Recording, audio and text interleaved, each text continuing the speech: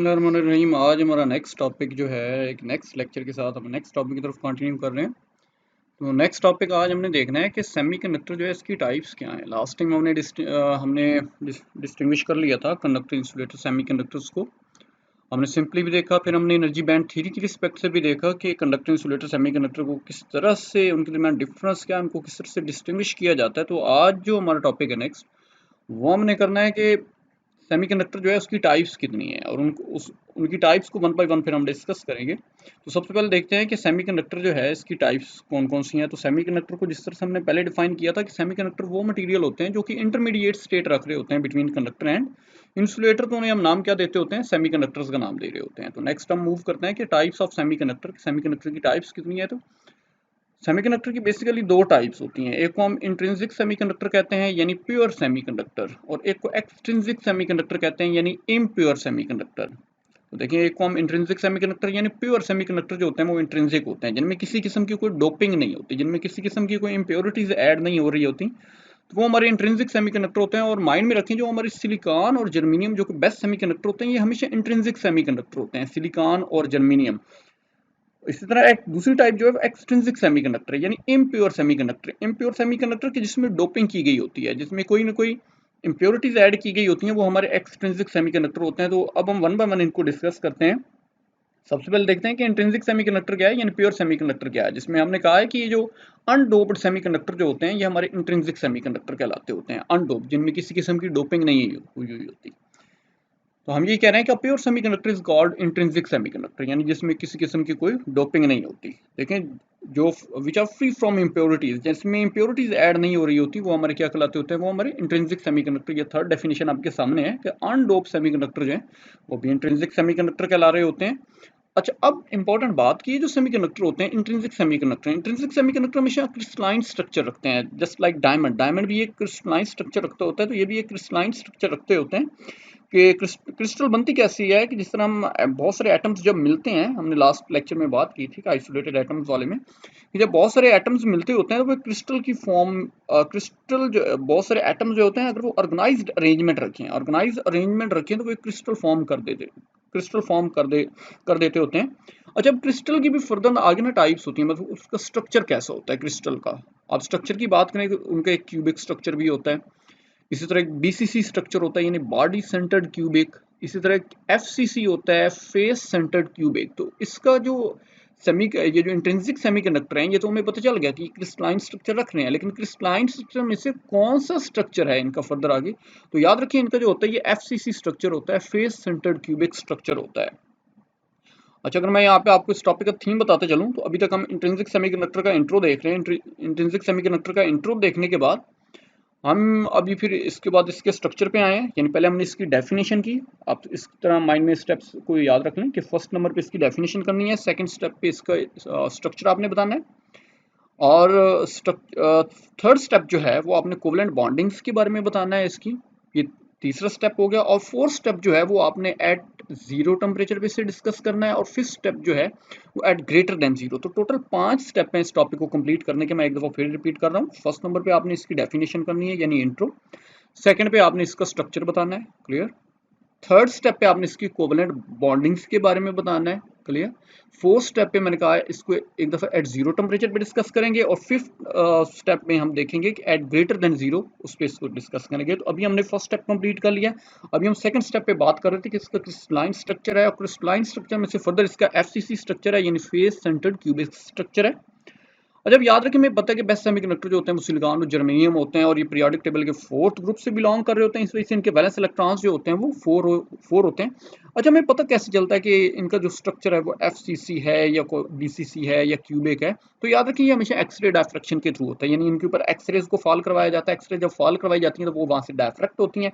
वो जब डायफ्रैक्ट होती हैं तो वो डिटेक्टर में जाती होती हैं, तो वहाँ से हम उसके इंटरनल स्ट्रक्चर के बारे में पता लगाते हैं कि उसका इंटरनल स्ट्रक्चर कैसा है, वो एक एफसीसी है, बीसीसी है या क्यूबिक स्ट्रक्चर है। तो एक्सरे डायफ्रैक्शन के थ्रू हमें पता चल जाता है कि इसका इंटरनल स्ट्रक्चर जो होता है वो कैसे होता है। तो याद, जिस तरह मैंने पहले भी आपको ये लास्ट लाइन में शो करवा दिया कि जर्मेनियम को सिलिकॉन क्रिस्टल्स जो होते हैं ये कौन से रख रहे होते हैं, ये फेस सेंटर्ड क्यूबिक स्ट्रक्चर रखते होते हैं।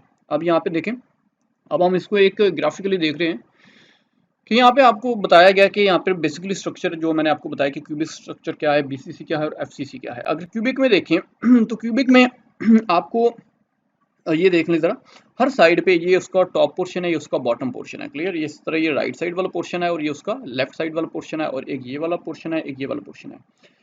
अच्छा, अब ये इसके कॉर्नर एटम्स कहलाते हैं। ये भी कॉर्नर एटम है, ये भी कॉर्नर एटम, ये भी कॉर्नर, ये भी कॉर्नर एटम। तो आप देख लें अपर जो फेस है उस पर भी 4 कॉर्नर एटम्स हैं, लोअर फेस पे भी कॉर्नर एटम्स, इस राइट फेस पे भी कॉर्नर एटम, और वो जो लेफ्ट साइड वाला है इस पे भी कितने 4 कॉर्नर एटम्स हैं।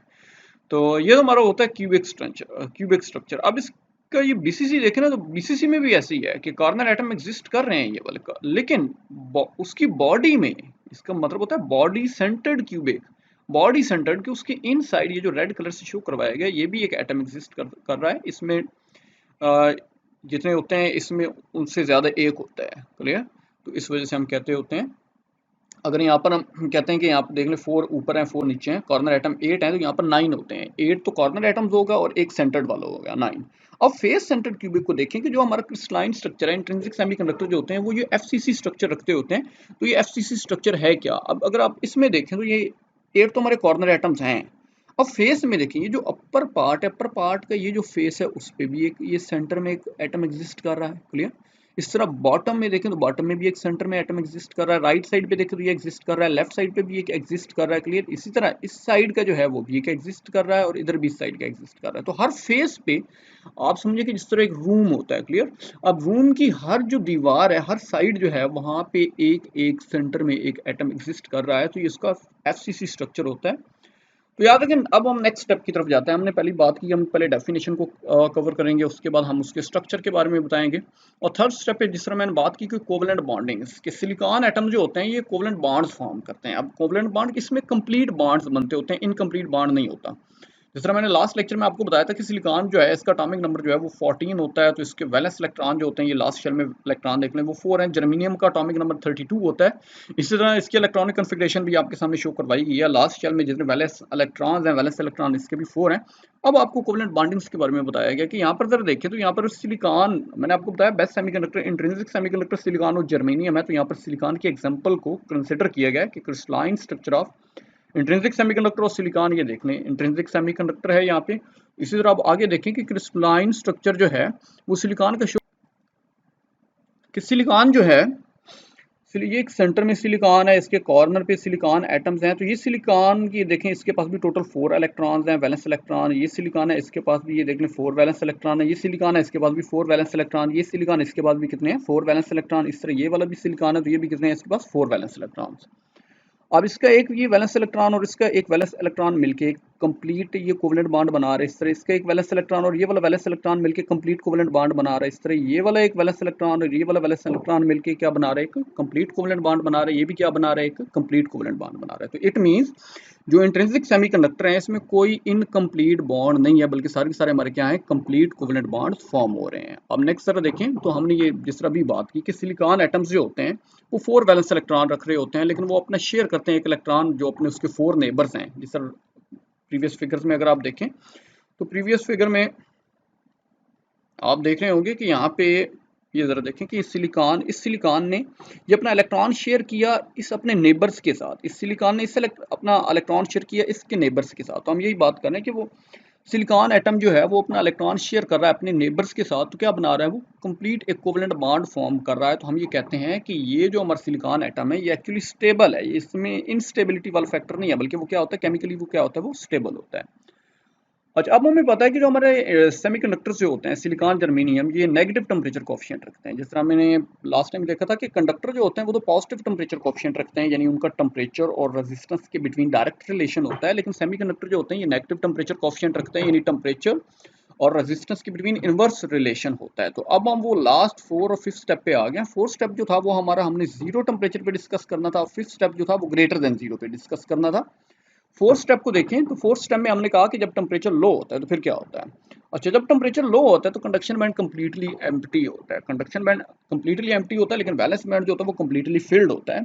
सेमीकंडक्टर मटेरियल जो होता है वो इंसुलेटर की तरह बिहेव करता है, क्योंकि कंडक्शन बैंड तो एम्प्टी है। कंडक्शन बैंड में जब इलेक्ट्रॉन्स ही नहीं है, कंडक्शन बैंड में जो इलेक्ट्रॉन होते हैं वो तो फ्री इलेक्ट्रॉन होते हैं, और जब फ्री इलेक्ट्रॉन है ही नहीं, फ्री इलेक्ट्रॉन मूव नहीं करेंगे तो करंट कैसे आएगा? और जब करंट का फ्लो नहीं होगा तो इट मीन्स ये किसकी तरह बिहेव करेगा? ये तो इंसुलेटर की तरह बिहेव करेगा। तो हम बात करें कि टेम्परेचर जब जीरो है, इन टेम्परेचर जब लो होता है तो कंडक्शन बैंड एम्प्टी होता है, वैलेंस बैंड कंप्लीटली फिल्ड होता है। तो इस वजह से सेमीकंडक्टर जो होता है ये हमारा किसकी तरह बिहेव करता है? इंसुलेटर की तरह। याद रखिए एक इंपॉर्टेंट एमसीक्यू होता है कि एट 0 केल्विन के ऊपर सेमीकंडक्टर किसकी तरह बिहेव कर रहा होता है? ये इंसुलेटर की तरह बिहेव करता है। अच्छा, वो लास्ट फिफ्थ स्टेप हमारा आ गया कि अगर टेम्परेचर इसका राइज किया जाए ग्रेटर देन जीरो हो, तो फिर देखें कि व्हेन टेम्परेचर इज हाई, जब टेम्परेचर हाई किया जाता है तो फिर वहां पे क्या होता है? फिर वहां पे एक्चुअली थर्मल एजिटेशन का प्रोसेस होता है। थर्मल एजिटेशन के प्रोसेस में क्या होता है कि थर्मल एजिटेशन प्रोसेस में आप ये देख रहे हैं कि thermal agitation in the atom break some covalent bonds, कुछ कोवेलेंट बॉन्ड्स वहाँ पे क्या हो जाते हैं? ब्रेक हो जाते हैं। So some free electrons are produce, वहाँ पर फ्री इलेक्ट्रॉन्स प्रोड्यूस हो। अब कंडक्शन इलेक्ट्रॉन्स आ गए, कंडक्शन बैंड में फ्री इलेक्ट्रॉन आ गए।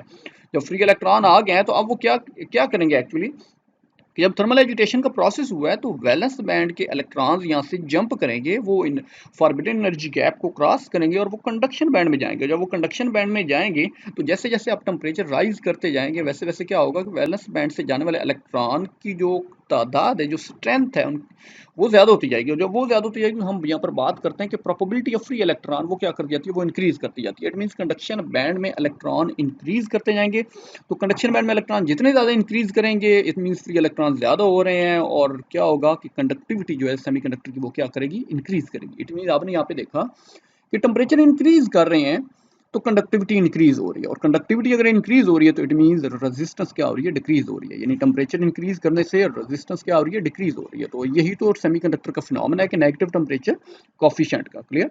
तो होप सो कि आपको यहाँ तक समझ आ गई है। कि आप ये आगे देखें एक फिगर में कि आपको ये शो करवाया गया है, ये जो फिगर शो करवाई गई है ये जर्मीनियम एटम की है। ये जो 0.72 इलेक्ट्रॉन वोल्ट जो एनर्जी गैप है ये यहाँ पर जर्मीनियम एटम का है। वैलेंस बैंड देखने कंप्लीटली फिल्ड है, कंडक्शन बैंड जो है वो कंप्लीटली फील्ड नहीं है, वो बिल्कुल ही एम्प्टी है कंडक्शन बैंड। लेकिन आप यहाँ पे देख लो तो ये 0 केल्विन, यही मैंने बात की यहाँ पे कि 0 केल्विन के ऊपर ये फिनोमेना हो रहा होता है। ये यहाँ पर इंसुलेटर की तरह बिहेव कर रहा होता है। लेकिन जैसे ही टेम्परेचर राइज किया जाता है, देख लें टेम्परेचर 300 केल्विन किया गया यहाँ पे, तो यहाँ पर फिर क्या हुआ कि यहाँ पर थर्मल एजिटेशन का प्रोसेस हुआ। यहाँ से वैलेंस बैंड से इलेक्ट्रॉन्स जो है वो मूव कर रहे हैं कंडक्शन बैंड में, तो वहाँ पर फ्री इलेक्ट्रॉन्स आ गए।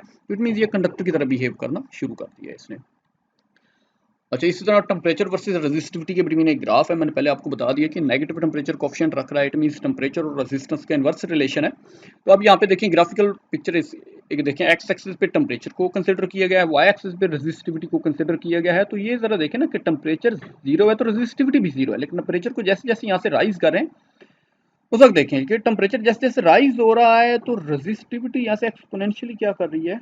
डिक्रीज कर रही है। क्लियर? अच्छा, या ये जरा यहाँ पे पॉइंट देखें कि टेम्परेचर जैसे राइज किया गया रेजिस्टिविटी क्या हो रही है? यहाँ से डिक्रीज, एक्सपोनेंशियली डिक्रीज हो रही है। क्लियर? एक्सपोनेंशियली डिक्रीज हो रही है। तो ये ग्राफिकल पिक्चर में आपको ये शो हो गया कि नेगेटिव टेम्परेचर कोफिशिएंट रख रहा है। ये जर्मीनियम की फिर वही बात की जर्मीनियम की इलेक्ट्रॉनिक कन्फिग्रेशन आपको शो करवाई गई है। 32 इलेक्ट्रॉन्स हैं, 4 उसके वैलेंस इलेक्ट्रॉन्स हैं।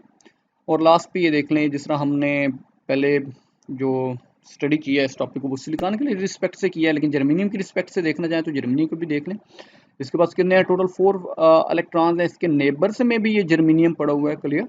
ये नेबर्स में जर्मीनियम है, तो ये अपना एक इलेक्ट्रॉन जो है इससे शेयर कर रहा है, तो ये कंप्लीट कोवेलेंट बॉन्ड बन रहा है। ये जर्मीनियम अपना इलेक्ट्रॉन इस जर्मीनियम एटम से शेयर कर रहा है, तो ये भी कंप्लीट कोवेलेंट बॉन्ड। इस तरह यहाँ पर भी कंप्लीट कोवेलेंट बॉन्ड की फॉर्मेशन हो रही है। तो ये इस तरह से हमारे पास बॉन्ड्स की फॉर्मेशन हो रही है। तो मैं उम्मीद करता हूँ कि आपको यहाँ तक लेक्चर समझ आ गया होगा। इस टॉपिक के हमारे टोटल 5 स्टेप्स थे। 5 स्टेप्स में हमने इस टॉपिक को कंप्लीट किया है, और ये 5 स्टेप्स माइंड में रखें तो आपको टॉपिक जो है मेमोराइज करना इंशाल्लाह कोई मुश्किल नहीं होगा। 5 स्टेप्स कौन से थे? फर्स्ट नंबर पे इंट्रोडक्शन आपने करना है, सेकंड पे उसका स्ट्रक्चर बताना है। क्लियर? स्ट्रक्चर में आपने देखा कि क्रिस्टलाइन स्ट्रक्चर है, उसमें से एफसीसी स्ट्रक्चर है जिसको रिवील किया गया था एक्सरे डायफ्रैक्शन के थ्रू। थर्ड स्टेप पे आपने कोवेलेंट बॉन्डिंग्स का बताना है, चाहे वो सिलिकॉन की रिस्पेक्ट से बताएं चाहे वो जर्मीनियम की रिस्पेक्ट से बताएं। और फोर्थ स्टेप पे आपने एट जीरो टेम्परेचर पे से डिस्कस किया, और फिफ्थ स्टेप में at greater than zero temperature पे डिस्कस किया। तो लें जी, आज का लेक्चर हमारा इधर ही फाइंड अप होता है। तो ओके जी, अल्लाह हाफिज़।